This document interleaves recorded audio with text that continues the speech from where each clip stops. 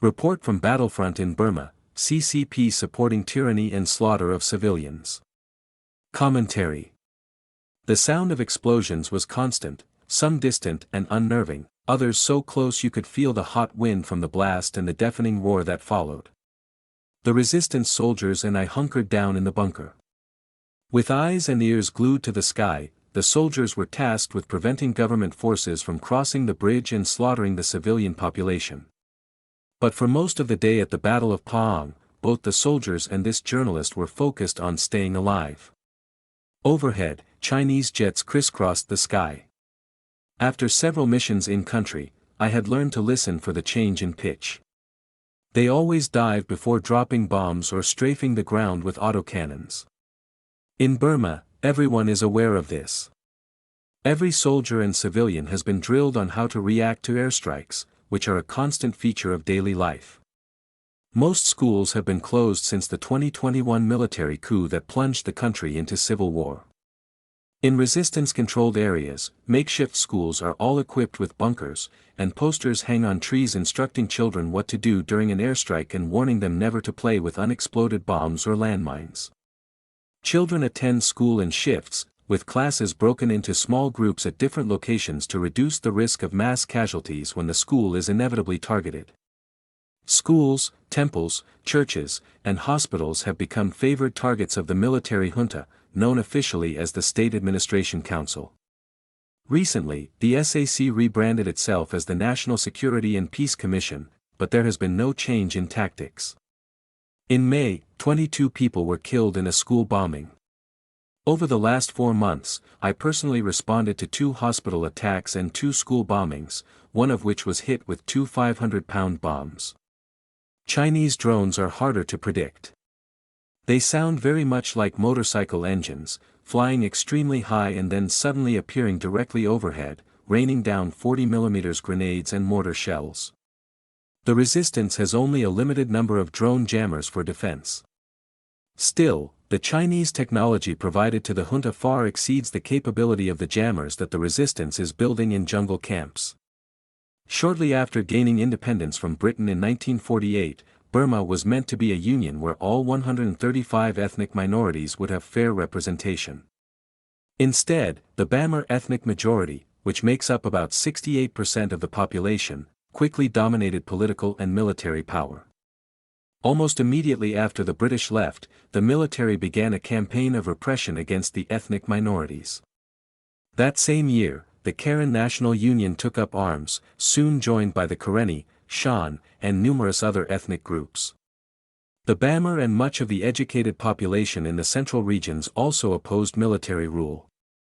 They chose to protest and petition Britain and the United Nations for help rather than engage in guerrilla warfare.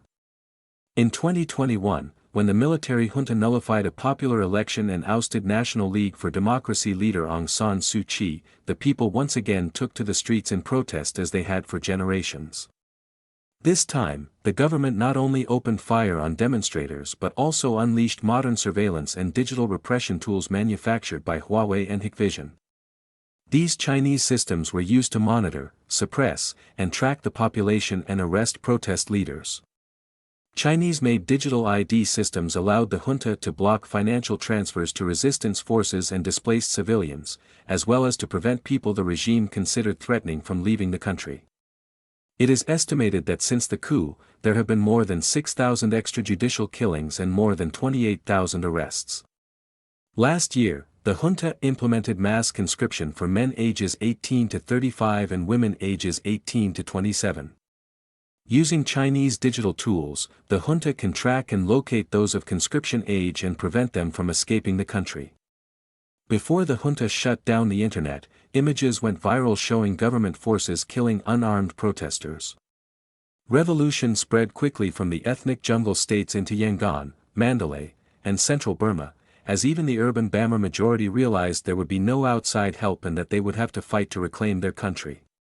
Today, the world's longest-running war has become a nationwide struggle uniting people of all ethnicities and faiths against the junta, which would have collapsed long ago without support from China's communist regime. The Chinese Communist Party has several interests in Burma. First are forest resources and minerals, particularly rare earths, many of which come from Kachin State. Second is the China-Myanmar Economic Corridor, a section of the Belt and Road Initiative linking China's southern Yunnan province with the Bay of Bengal in the Indian Ocean. This route would be crucial in the event of a war over Taiwan. If the U.S. Navy blocks the Strait of Malacca, China would still be able to transport oil and energy from Iran and the Middle East through pipelines running across Arakan State. Finally, Beijing prefers to have an autocratic Burma on its border rather than a stable democracy with close ties to the United States, Japan, and the European Union. The United States, the United Nations, and Western democracies have all decried the junta's actions, issued letters of protest, and imposed sanctions on Burma. However, the junta continues to receive financial support, along with airplanes, weapons, munitions, and jet fuel from Beijing and Moscow. Whenever caches of weapons are captured on the battlefield, I, along with other embedded reporters, photograph them to determine their origin and submit reports to the United Nations, the U.S. State Department, or other relevant authorities.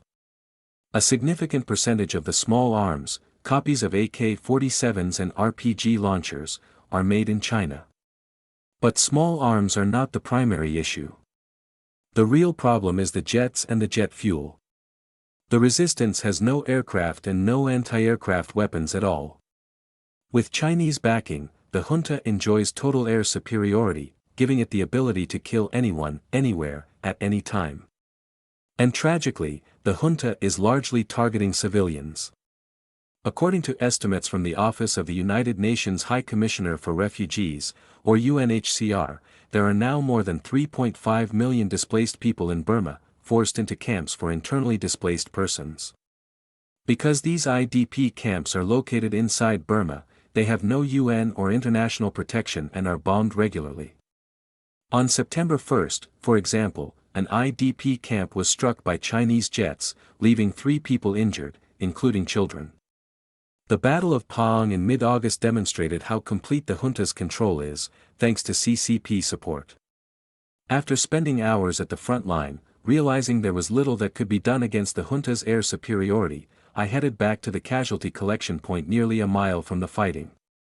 Chinese planes kept diving and circling, trying to locate the medics and doctors so they could kill the wounded along with those caring for them.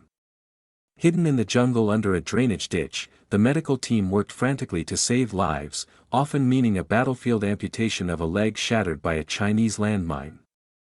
Of the 44 casualties I counted, only 2 had gunshot wounds. The rest had been torn apart by drones or bombs, all of them manufactured in China.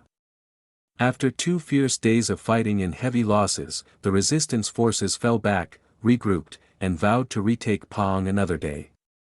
In the meantime, the civilian population will continue to suffer, and the CCP can rest easy, knowing its investments in Burma remain secure.